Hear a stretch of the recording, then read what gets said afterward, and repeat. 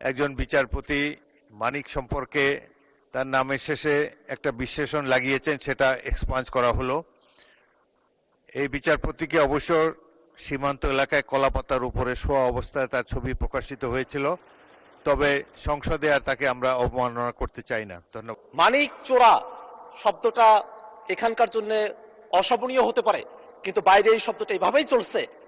এই যে বিচারপতি হলো, এই যে মালিকের মতো লোক, খায়রুল হকের মতো লোক, শপথবদ্ধ রাজনীতিবিদের মতো লোক যারা বিচারপতি হলেন, সেই সব বিচারপতিদের সম্পর্কে তিনি বলেছেন যে আমাদের সুপ্রিম কোর্টের যারা বিচারপতি আছেন তারা কনস্টিটিউশনালি প্রোটেক্টেড, সমস্ত ক্ষমতা থাকা সত্ত্বেও তারা কিভাবে রাতের আলোতে মোমবাতি জ্বালিয়ে বিচার কার্য পরিচালনা করলেন, কিভাবে বেগম খালেদা জিয়াকে তারা অতিরিক্ত সাজা দিলেন এবং কিভাবে বাংলাদেশের বিচার ব্যবস্থাকে তারা ধ্বংস করলেন, সেই ফিরিস্তি তিনি যখন গাইছিলেন তখন আমার মনে হচ্ছিল তিনি আর 5টা মিনিট সময় যদি পেতেন তাহলে তিনি এর গোড়ার সংকট তিনি অনুধাবন করতে পারতেন। মাননীয়